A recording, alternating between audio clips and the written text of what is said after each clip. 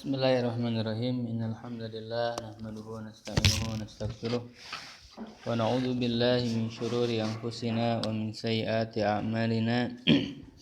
May yahdihillahu fala mudhillalah wa may yudlil fala hadiyalah. Asyhadu an la ilaha illallah wahdahu la syarikalah wa asyhadu anna Muhammadan 'abduhu wa rasuluhu alladzi la nabiyya ba'da.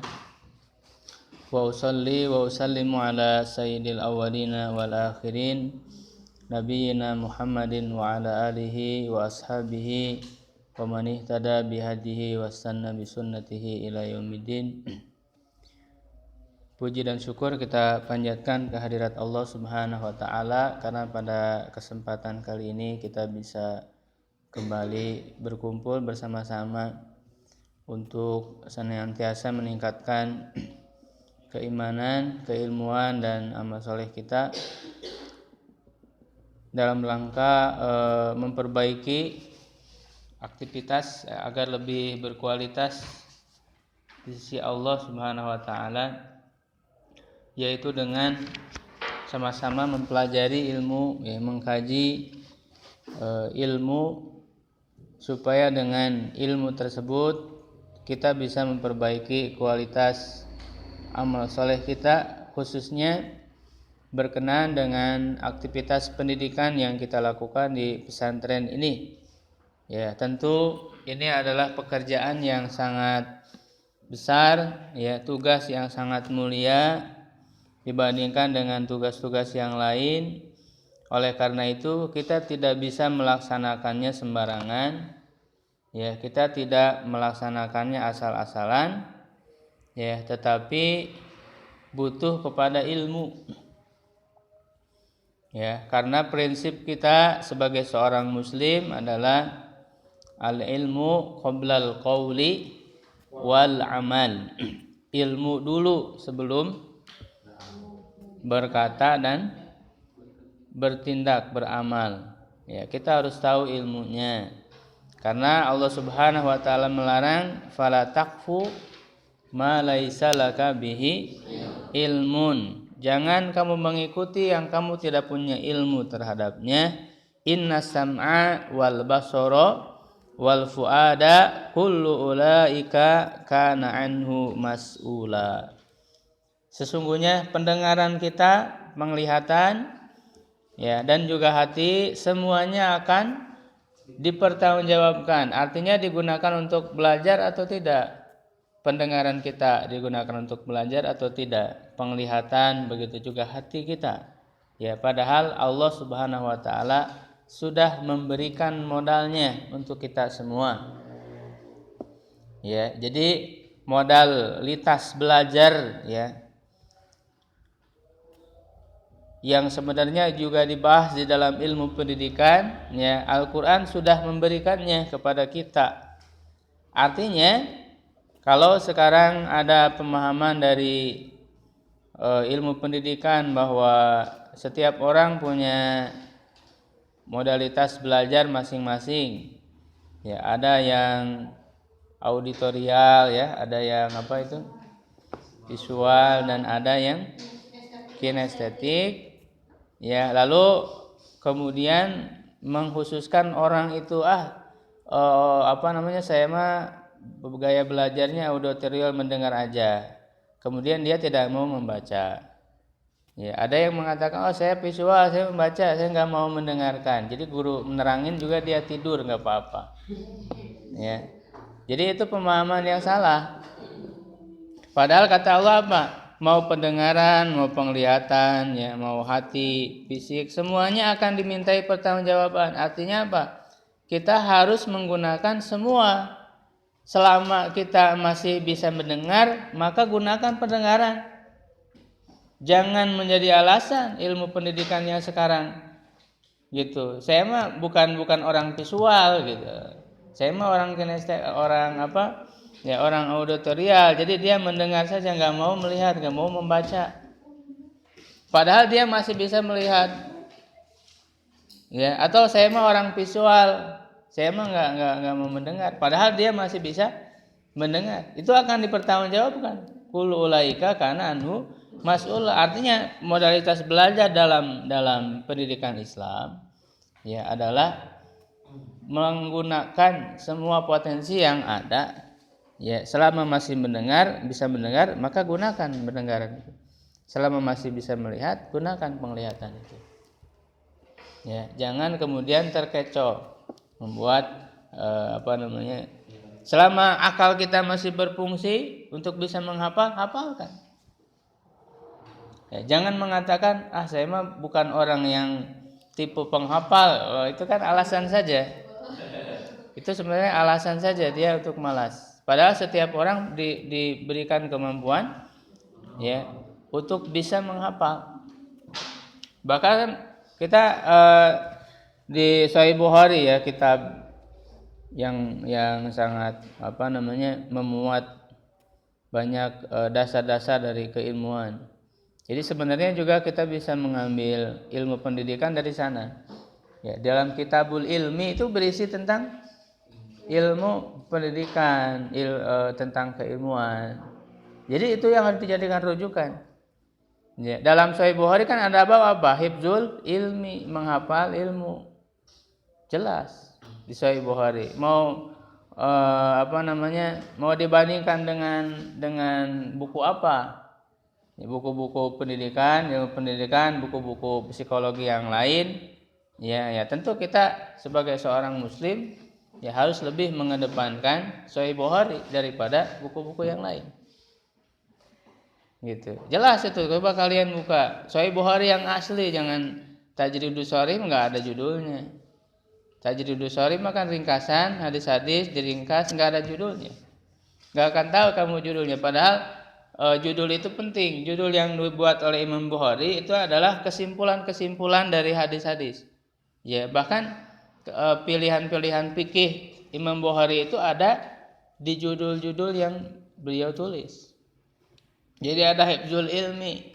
Situ dikemukakan hadis Abu Hurairah, ya tentang Abu Hurairah yang rajin menghafal. Ya bahkan dia diberikan keistimewaan dengan apa? Abu Hurairah itu. Abu Hurairah kan adalah sahabat yang paling banyak meriwayatkan hadis, menghafal hadis. Ya, padahal dia cuma sekitar 3 tahun dengan Rasulullah SAW, mengalahkan sahabat yang lebih lama. Ya, Abu Bakar itu kan berteman dari dulu sebelum jadi nabi juga. Umar, Utsman, ya Ali. Ya, tapi Abu Bakar mengalahkan sahabat yang lain. Dia datang dari Yaman, dari kabilah Daus, Ad-Dausi. Ya, itu kan beliau mengadu kepada Rasulullah, ya Rasulullah, saya ini suka lupa kalau menghafal. Lalu kemudian Rasulullah menyuruh apa? Membentangkan selendangnya. Belum pernah baca ini kayaknya di sini. Ya, lalu Rasul mendoakan. Ya, setelah Rasul mendoakan itu, kata Abu Hurairah, aku tidak pernah lupa lagi. Ya, jadi selalu ingat. Jadi berkah dari doa Rasulullah SAW. Ya. Jadi sebenarnya akal itu bisa atau tidaknya tergantung kita menggunakan atau tidak. Jadi misalnya Ad-Dadaw ya, itu ketika ditanya bagaimana beliau bisa menghafalkan begitu banyak. Ya, beliau mengatakan sebenarnya setiap manusia diberikan potensi akal yang sama. Tapi ya apakah dia menggunakannya atau tidak, itu aja perbedaannya. Perbedaannya itu aja. Bagi orang yang rajin, yang semangat, yang bersungguh-sungguh, dia akan bisa. Tapi kenapa kita nggak hafal-hafal, yang nggak pernah mau menghafal? Bagaimana bisa hafal kalau kita tidak mau menghafal? Kadang-kadang kan mau menghafal itu mikir kelamaan mikirnya, akhirnya malas gitu kan menghafal itu. Karena kalau dijalani sebenarnya nggak akan kerasa, ya gitu. Itu yang menimpa penyakit kebanyakan orang, ya termasuk saya juga sih. Ya, jadi tentang ilmu pendidikan ini ya kita harus gali yang pertama dari panduan wahyu dulu ya, panduan syariat. Nah, setelah itu juga kita bisa melengkapinya dengan akal ya, dan juga eksperimen ya, atau pengalaman-pengalaman. Ya, seperti para ulama yang sudah menuliskan kitab-kitab mereka itu, bagaimana mereka ya melaksanakan panduan dari wahyu ya terhadap dunia pendidikan, yang kemudian mereka olah dengan praktek mereka, sehingga ada ilmu-ilmu yang dihasilkan dari tajrubah ya, tajrubah, jadi dari eksperimen, dari pengalaman mereka ya, sehingga itu menjadi satu ilmu ya. Karena kalau misalnya kita mau neliti sendiri, mau eksperimen sendiri ya, itu kan nggak akan cukup waktu, kelamaan ya.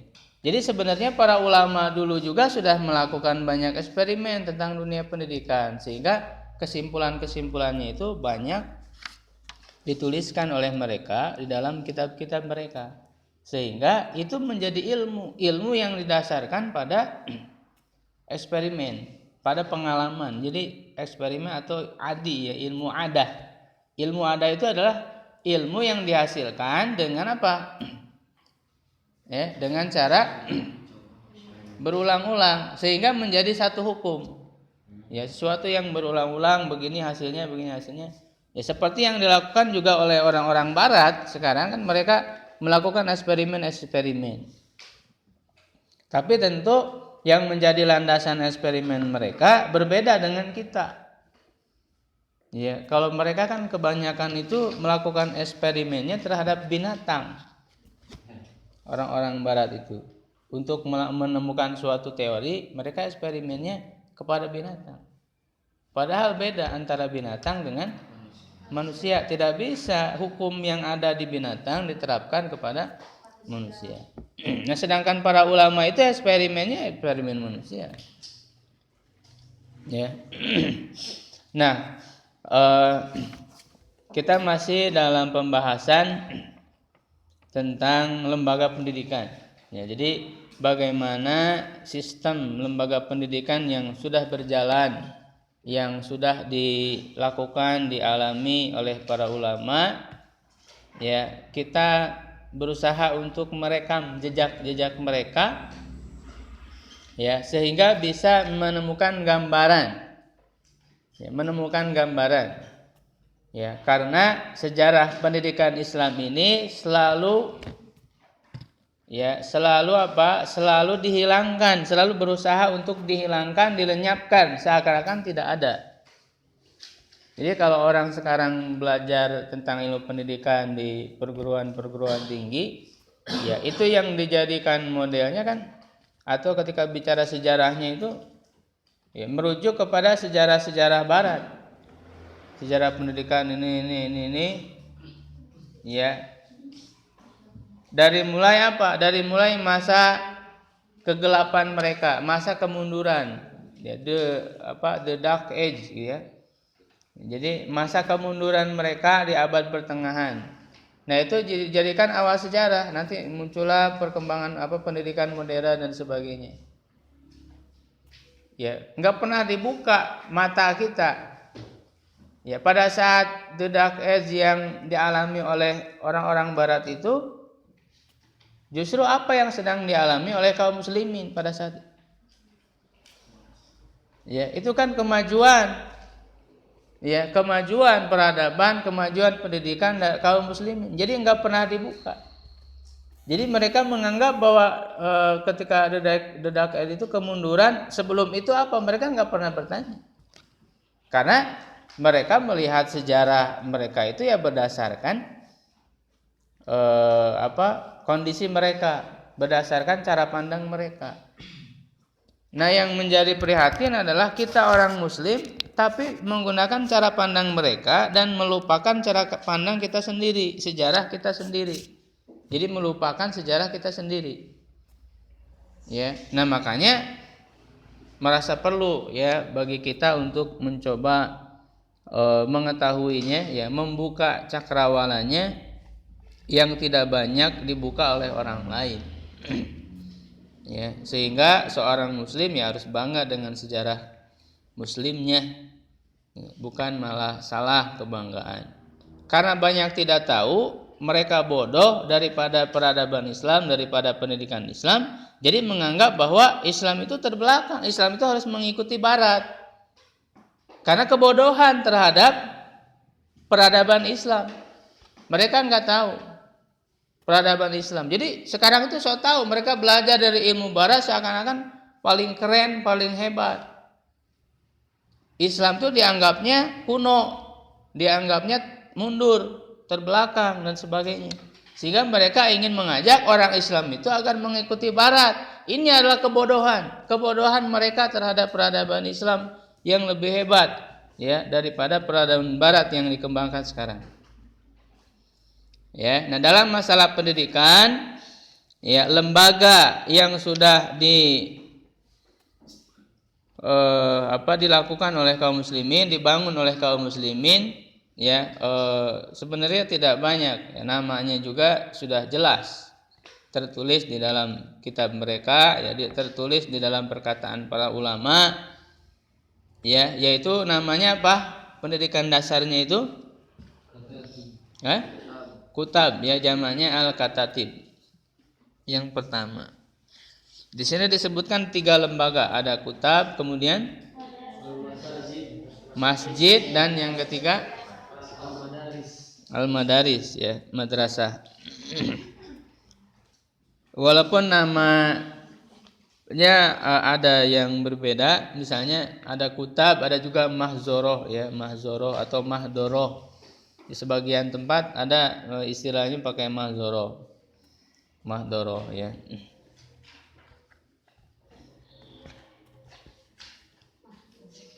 Nah, di sini dalam tulisan ini yang ditulis oleh Dr. Rogib Asirjani, ya, berusaha digambarkan konsepnya seperti apa, ya, berdasarkan sejarah-sejarah yang ada. Ya. Nah, kita sebelumnya sudah membahas tentang apa kurikulumnya, ya, artinya pelajaran-pelajaran apa saja yang menjadi pelajaran intinya, ya, sudah kita bahas. Pelajarannya itu apa saja? Yang menjadi intinya apa? Al-Qiraah. Ya, Al-Qiraah, kitab Al-Qur'an, ya, intinya Al-Qur'an dulu. Ya. Sudah kan? Ya. Tuh kisah-kisah dan sebagainya.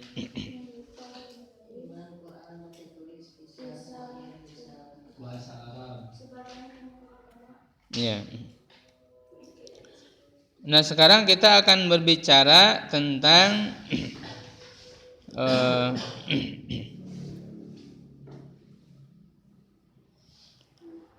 di sini dijelaskan, ya, sekilas tentang ujroh, ya, apa itu ujroh? Rotibah, ya, kalau kita gaji. Jadi sebenarnya sumber keuangan lembaga pendidikan Islam dari mana? Sumber keuangannya?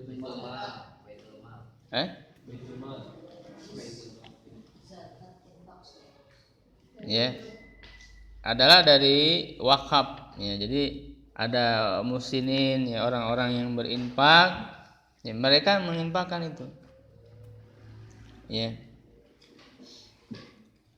Di sini dijelaskan wa kana katsirun min haula'il muallimin, ya, kebanyakan dari para guru itu ya'khuduna ujrata naziri ta'limihim lisibyan. Mereka mengambil, ya, ujroh, imbalan, ya, sesuai dengan pengajaran mereka terhadap anak-anak.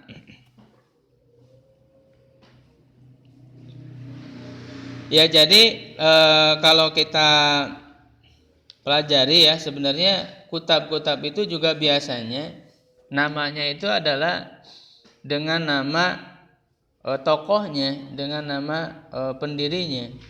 Kutab itu dengan nama mereka biasanya.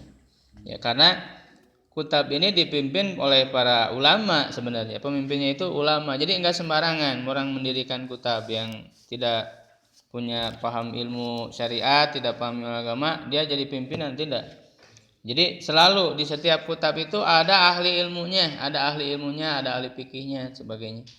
Ya, gitu. Nah, sehingga dinamakan dengan nama mereka. Nah, sumber keuangan itu dari infak, dari apa? Dari wakaf.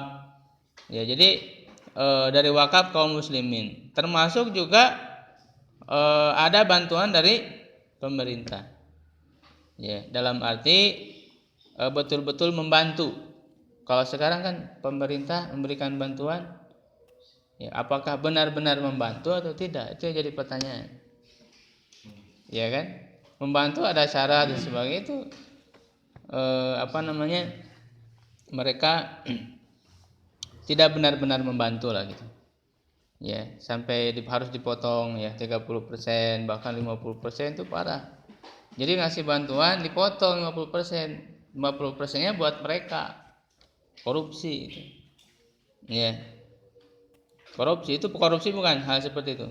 Ya. Sekarang kan dari pemerintahnya misalnya memberikan bantuan 500 juta. Tapi nyampe di kuotasi 500 juta, nyampe ke sekolahnya setengahnya 250 juta. Nah, setengahnya lagi kemana? Ya buat orang itu. Para pejabat itu yang menyampaikan, yang menyalurkan. Ya, dan itu dianggap wajar sekarang itu. Bagaimana mau tidak benar pendidikannya berjalan karena dibangun dengan cara-cara yang seperti itu. Cara-cara yang tidak halal. Ya, makanya kacau pendidikan kita sekarang. Nah, para khalifah atau para pemimpin dahulu itu enggak ada yang kayak begitu. Mereka membantu itu betul-betul ingin membantu. Bahkan kalau kurang ditambah. Ini kan malah dikurangi kalau kita sekarang itu. Ya, malah dikurangi. Ya. Nah, jadi ini benar-benar bukan hanya sistem yang harus dirubah sekarang itu, ya, yang terjadi sistem sekarang itu, baik dalam sistem pendidikan ataupun yang lainnya, bukan hanya sistemnya dirubah, orang-orangnya harus dirubah. Karena mau diatur pendidikan yang bagaimanapun, kalau mental orangnya seperti itu, tetap aja mereka nggak akan benar.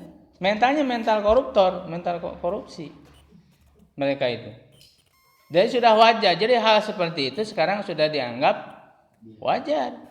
Ya, potongan-potongan. Jadi mereka udah enak, udah dalam posisi yang enak. Ya, gitu. Dalam zona aman, zona enak gitu. Kayak begitu aja udah. Bahkan dijadikan sebagai ya penghasilan buat mereka. Makanya kita menjadi heran gitu. Dia sebagai pejabat yang berapa sih gajinya, tetapi punya rumah yang mewah, punya kendaraan yang mewah, bahkan berganti-ganti dan sebagainya. Itu dari mana kalau tidak dari itu, dari seperti itu. Ya, sama para pemimpin juga ya, bupati ya dan sebagainya. Itu kan mereka kalau dilihat dari gajinya berapa sih gitu. Tapi kenapa orang banyak yang berlomba-lomba ingin jadi pejabat? Ya, tapi ternyata ya mereka mendapat uang yang besar itu ya dari proyek-proyek. Jadi kalau ada proyek pembangunan dan sebagainya, itu kan yang mengesahkan siapa? Pemimpin. Ya, pejabat itu. Ya, nah dalam pikiran mereka, ya karena sudah menjadi watak, menjadi mental mereka bahwa tanda tangan itu tidak gratis. Gitu, tanda tangan nggak gratis. Ya, jadi di situ mereka mendapatkan uang, gitu ya. Nah ini kacau, udah punya mental seperti itu, kacau. Ya, nah sedangkan jadi nggak berorientasi bagaimana cara perbaikan pendidikan, peningkatan kualitas pendidikan, enggak. Yang penting mereka dapat uang, makanya kacau. Nah dari sejarah Islam itu sangat hebat sekali karena pemerintah betul-betul ya membiayai sekolah-sekolah itu dengan benar sehingga sekolah itu gratis, tidak membayar dari Kecuali kalau tidak ada bantuan pemerintah, ya ada orang tua dari santri itu yang memang dia mampu, ya dia maka memberikan. Bahkan di sini bukan hanya mental para pejabat saja, bukan hanya mental para pemimpin saja, tetapi juga mental guru. Guru itu memang harus diberikan apa namanya? Ya, memberikan haknya, diberikan kesejahteraan, diberikan bahkan di antara ciri ya ataupun cara memuliakan ilmu, kan Allah Subhanahu wa taala kan sudah meninggikan ilmu. Yarfa'illahu ladina amanu minkum waladina utul ilma darajat. Allah meninggikan ilmu. Jadi posisi ilmu itu tinggi. Nah, kita sebagai manusia bagaimana cara menghargai ilmu? Kita kan nggak bisa memberi pahala, yang memberi pahala itu Allah. Kadang-kadang kan banyak orang yang salah paradigma, salah pandangan. Jadi nyuruh orang tapi dia bilang nantilah dapat pahala. Emangnya dia yang ngasih pahala? Manusia itu bukan memberi pahala, yang memberi pahala itu siapa? Allah. Nah, manusia cara menghargainya, dan itu sudah dilakukan dalam sejarah Islam, ya adalah memberikan gaji yang besar. Ya, sekarang itu kan salah pemikiran. Pokoknya ustadz yang ngajar agama itu udah ikhlas aja. Justru dulu itu lebih tinggi. Ya, diberikan gaji yang sangat tinggi ya kepada para orang-orang berilmu, kepada para pengajar, apalagi pengajar agama. Karena dalam sejarah dalam peradaban Islam itu ilmu akhirat lebih ditinggikan daripada ilmu dunia. Sekarang kan kebalik, ilmu dunia itu ya enggak ada nilai itunya. Pokoknya ikhlas aja lah gitu. Itu ilmu akhirat sekarang. Kalau ilmu dunia baru mahal. Ya kan? Belajar matematika, les ini, les itu, les piano gitu kan. Bayar mahal. Sedangkan ilmu akhiratnya ya udah ikhlas aja. Ya, gitu. Jadi salah persepsi. Dulu dalam peradaban Islam justru ulama itu dihormati. Bahkan orang yang nerjemah itu yang bisa menerjemahkan buku atau juga menulis buku itu kan mereka diberikan imbalan, diberikan emas seberat buku yang dia terjemahkan. Seberat buku itu. Berikan emas. Emas loh, bukan ya, bukan aluminium tapi emas. Ya, emasnya kan kecil aja kan, berapa gram mahal harganya, apalagi ini seberat buku. Tapi ingat, mentalnya bukan mental materialis dari guru.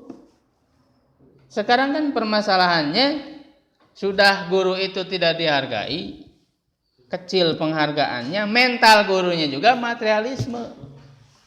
Jadi kacau.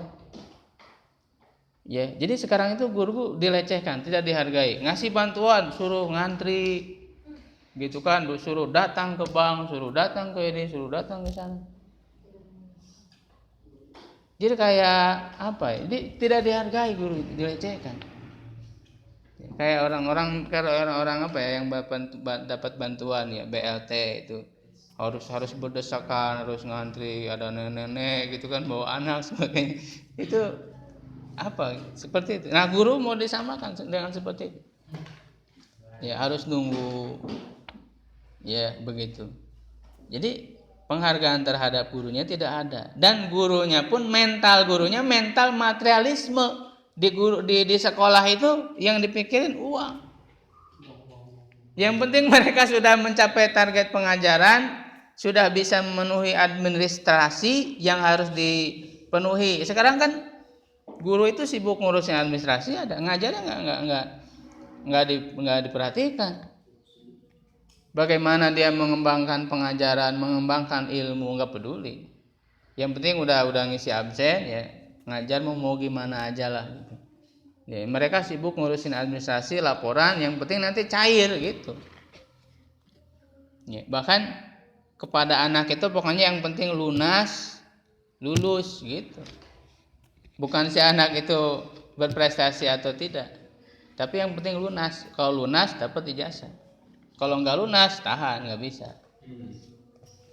Ya, yang penting bayar. Itu materialisme otaknya. Nah, kita lihat coba guru-guru yang dulu itu para dalam peradaban Islam, para ulama, para asatid, itu mentalnya bukan mental begitu. Justru walakinnal ajab, di sini katakan ajab, yang paling menakjubkan min dalika, dari hal itu. Annana wajadna asy-Syaikh Aba Abdillah At-Tawudi, bahwa kami mendapatkan Syekh Aba Abdillah At-Tawudi, yaitu wafia, yang wafat pada tahun 580 Hijriah. Wa huwa min ahli Madinati Fas. Dia adalah penduduk kota Fas bil Maghrib di Maroko.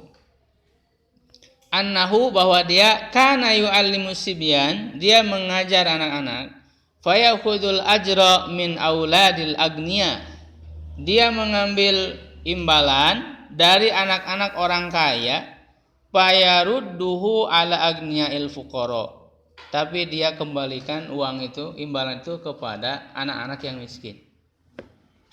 Gitu. Ya, jadi bukan mental materialisme guru itu. Pokoknya dia dapat, ya apalagi kalau disogok, dia terima. Itu kan parah. Ya, nah mental guru itu harus begitu. Mereka dapat uang banyak itu bukan untuk dikumpulkan untuk memperkaya diri, bukan. Ya.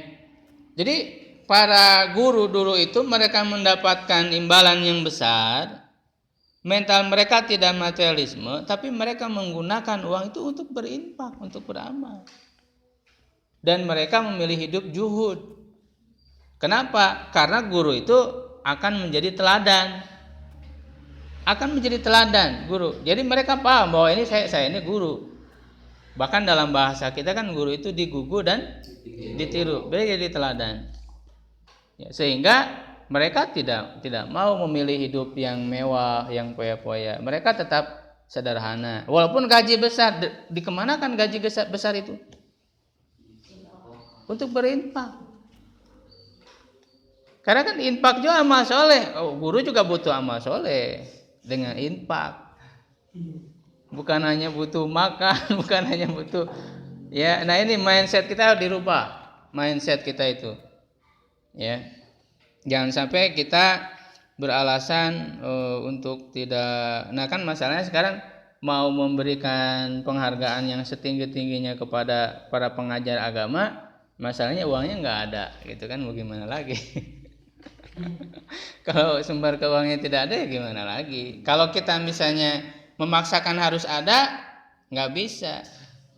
Ya kemudian kalau misalnya harus tetap seperti itu, ya nggak akan dilakukan pembelajaran pendidikan agama. Akhirnya nggak ada yang mau mendidik. Nah itu salah juga.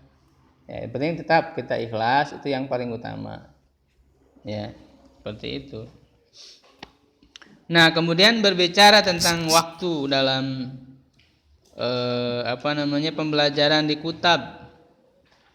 Ya, wa kanat awqatu ad-dirasah fil katatib tuhaddadu bi alamat tabi'iyah. Ya, jadi simpel dulu itu.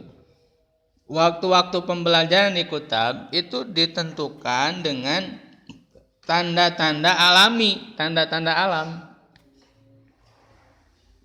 Ya. Supaya mereka juga, kalau sekarang kan ngelihatnya jam gitu ya, ngajam terus ngelihatnya itu. Ya. Tapi tidak memperhatikan alam, tidak memperhatikan tanda-tanda alam. Ya, jadi sekarang sih ya, dulu itu pasyuruqu syamsi, terbitnya matahari, kana badul yaumid dirasi. Ya, jadi terbitnya matahari itu adalah mulainya hari belajar. Permulaan belajarnya itu dari terbit matahari. Yatulu wa yaksuru tabi'an li syuruqi syamsi. Panjangnya dan pendeknya itu tergantung terbitnya matahari. Jadi kalau misalnya dari terbit matahari sampai ke wa azanil asri dan azan asar. Ya. Jadi kalau dari terbit matahari sampai azan asar itu pendek ya pendek. Kalau panjang panjang. Jadi sesuai dengan batasan itu. Ya, tidak ditentukan dengan berapa jamnya. Ya, tapi dengan tanda alam. Wa qad kana al-atfal yata'allamuna fil masajid. Nah, ini tempatnya. Tempat di mana mereka belajar. Dulu mereka belajarnya itu di masjid. Illa kecuali anna dzalika lam yakun bi suratin muntazima. Ya hanya saja ya belum dalam bentuk yang disiplin yang rapi. Fahinama kasurul haraju fil masajid. Ketika banyak kegaduhan di masjid, ya artinya kan kalau masjid ada orang yang sholat, ya ada orang yang zikir, ibadah. Itu kalau anak-anak ya pasti berisik lah. Yang namanya anak-anak itu begitu. Nah, bisa babil atfal dengan sebab anak-anak ama arba'i mi'atin wa salasa wa samanin tahun 483 Hijriah. Faqad ustubtiya ala muallimi sibyan, difatwakan untuk para pengajar anak-anak an yumna'u minal masajid, dilarang belajar di masjid. Jadi dari dulu sudah ada fatwanya. Sudah ada fatwanya dilarang untuk diajarkan di masjid, sianatan laha, ya untuk menjaga masjid itu, fa'abtau biman ihim, maka mereka menfatwakan untuk melarang mereka. Tapi larangan ini tidak mutlak ya. Jadi karena di sini ada sebab. Apa sebabnya? Mengganggu, kegaduhan. Jadi kalau masjid itu kan banyak orang yang datang ibadah ya, zikir, sholat. Kalau anak-anak kan bisa mengganggu. Nah, mengganggu orang ibadah kan tidak boleh. Mengganggu orang sholat nggak boleh. Jadi harus dipisah. Tapi kalau misalnya tidak mengganggu ya boleh-boleh saja. Apalagi kalau tidak ada lagi tempat. Ya, tidak ada lagi tempat ya itu silakan menggunakan masjid. Ya, kecuali kalau kita sudah punya tempat khusus, sudah punya kelas gitu ya. Tapi kelas pun nggak cukup ya. Silakan aja menggunakan masjid ya dengan syarat ya tadi tidak merusak. Ya, nah bagaimana coba mendidik anak-anak ya supaya mereka tidak merusak. Ya itu kan yang ini pintu kan udah jebol gitu. Hah? Oh bukan. Hah? Kenapa ya?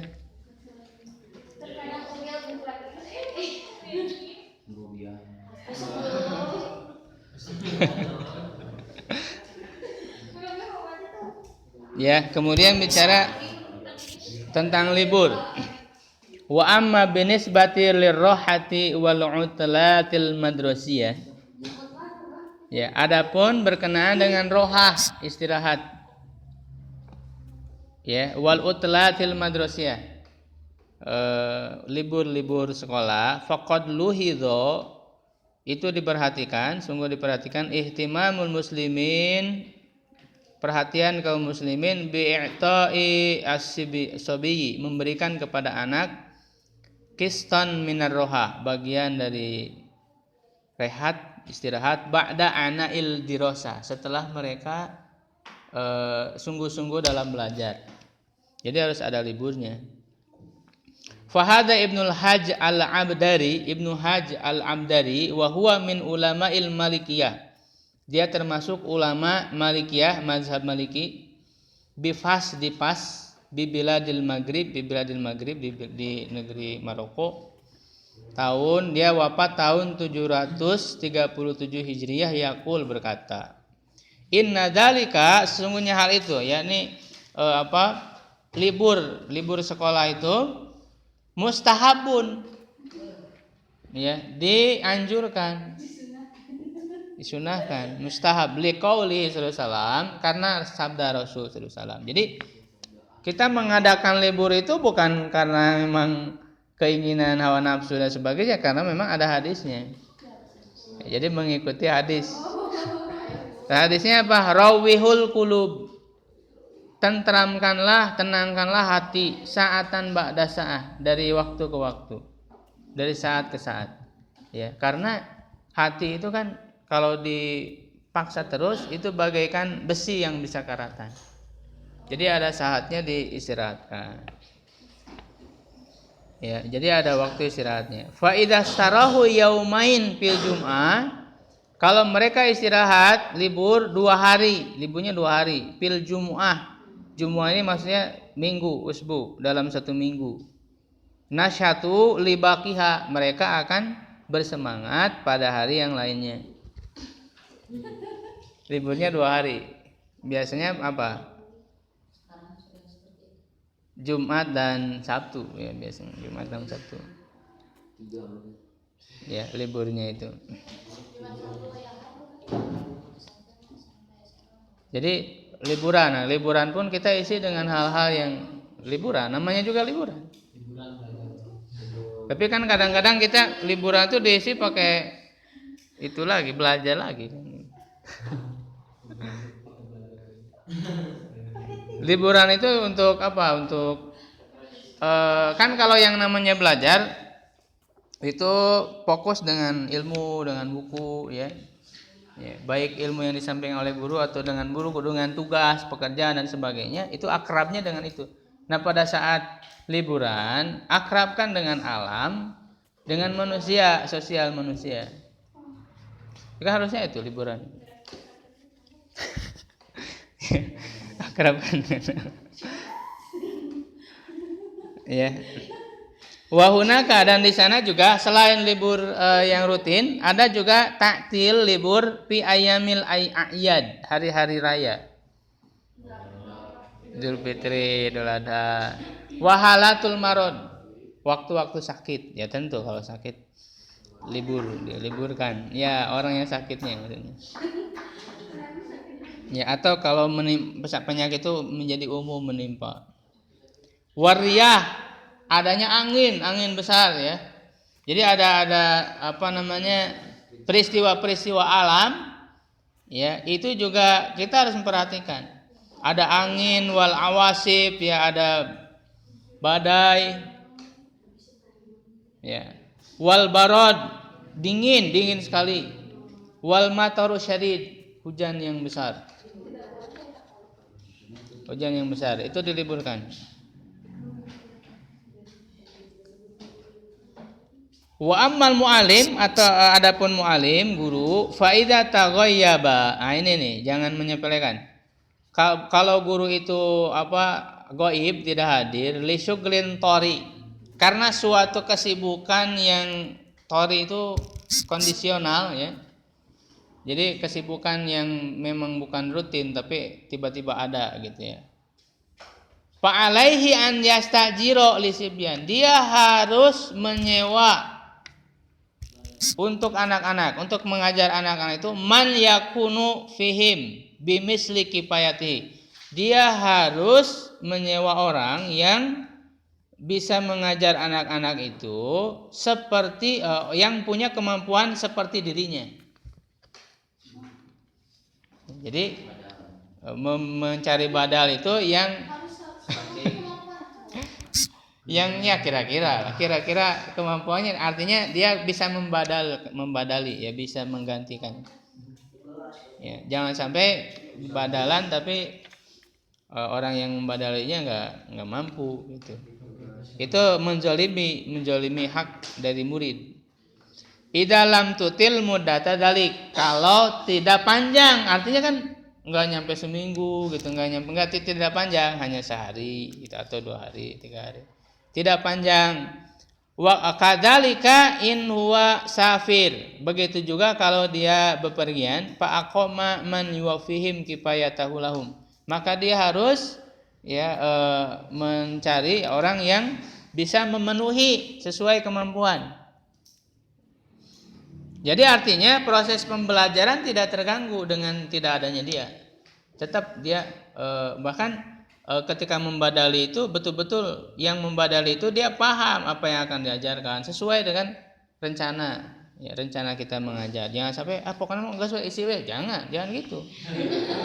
Ya, jadi naon lah isi naon itu salah. Ya kan? Jadi harus dipersiapkan juga apa rencana pengajarannya. Ya, in kana safaron labuda minhu ya kalau bepergian yang memang harus ya atau misalnya ibunya sakit harus pulang sebagainya.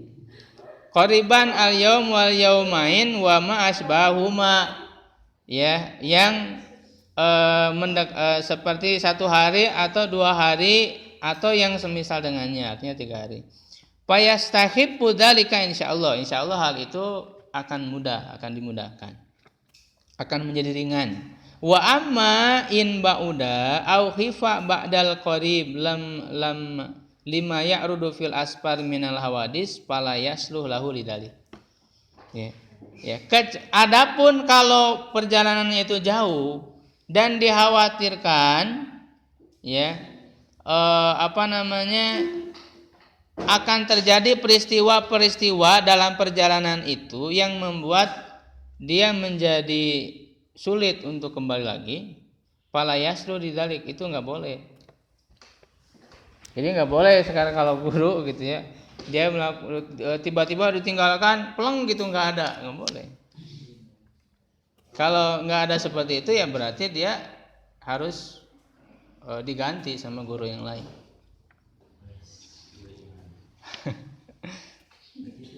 Jadi kenapa ada aturan seperti itu? Tujuannya apa? Ya supaya tidak menyepelekan pembelajaran. Nah, sekarang kan masalahnya hanya untuk keperluan dari pemerintah terutama. Kadang-kadang kan suka mengganggu pembelajaran. Ya, harus tadi ngantri dan sebagainya. Muridnya ditinggalin nggak belajar. Ya rapal segala macam, segala gitu ya. Anak muridnya ditinggalkan. Bahkan kan ada itu kejadian anak SD yang gurunya nggak ada, pakai kerudung anak-anaknya itu madrasah. Ya, ada anak perempuan yang dianiaya sama anak laki-laki, dipukulin. Ada videonya itu. Di dalam kelas disaksikan oleh semua anak-anak murid. Jadi ada anak perempuan dipukulin oleh dua orang anak laki-laki. Ya, ditonjok, ditendang, keras itu. Itu dalam kelas. Nah, pertanyaannya gurunya kemana gitu kan? Nah, inilah pentingnya kenapa guru tidak boleh menyepelekan dalam proses pembelajaran. Apalagi anaknya tidak diajarkan iman dan tidak diajarkan adab. Itu yang terjadi. Ya. Seperti itu. Karena anak-anak sekarang itu jangan kita anggap enteng loh. Mereka sudah punya imajinasi. Mereka sudah punya imajinasi. Karena dari mana? Dari tontonan. Dari kartun sekalipun, dari tontonan. Apalagi sekarang mereka kalau dibebaskan menggunakan HP itu dari Android segala macam kan. Aplikasi bisa di-download, bisa dipakai permainan. Ya, bahkan LGBT itu udah masuk ke wilayah anak-anak itu. Sudah masuk. Iya. Gitu. Kan di situ ada gambarnya. Cowok dengan cowok, ya, cewek dengan cewek, cowok dengan cowok begitu. Jadi sudah tertanam dalam pikiran anak. Makanya sekarang pakar psikologi misalnya Ibu Eli Risman itu sering menyampaikan bahkan LGBT itu sudah terjadi di anak TK. Iya. Sudah terjadi di anak TK. Jadi jangan menganggap enteng anak-anak itu. Makanya guru itu harus benar-benar memperhatikan. Karena ya dia harus betul-betul mengantisipasi, membersihkan apa-apa yang masuk ke dalam diri mereka, baik dari televisi, baik dari HP. Makanya kenapa anak-anak itu jangan diberikan HP itu begitu. Kan sekarang banyak kan orang tua bahkan nggak berpikir begitu, enggak. Mereka hanya anak-anak megang HP untuk apa ya? Untuk hiburan gitu ya, untuk main-main doang. Enggak kepikiran ke situ. Justru anak itu bisa lebih jauh yang mereka lakukan itu. Jadi jangan dianggap enteng, sekalipun anak TK tadi. Kan sekarang banyak orang tuanya yang masih gaptek gitu kan, yang muka ini aja nggak bisa gitu, sulit buka apa-apa, tapi anak-anak udah bisa. Ya, jadi kita harus kita khawatirkan lah, termasuk apalagi sekarang anak-anak sanawiyah ketika liburan, gitu kan. Jadi jangan dianggap sepele, ya, karena bahaya sekali dari segi teknologi itu ya. Ya, nah itu gambaran-gambaran yang menjadi konsep yang bisa kita pelajari dan bisa kita amalkan dalam lingkungan pendidikan kita ya.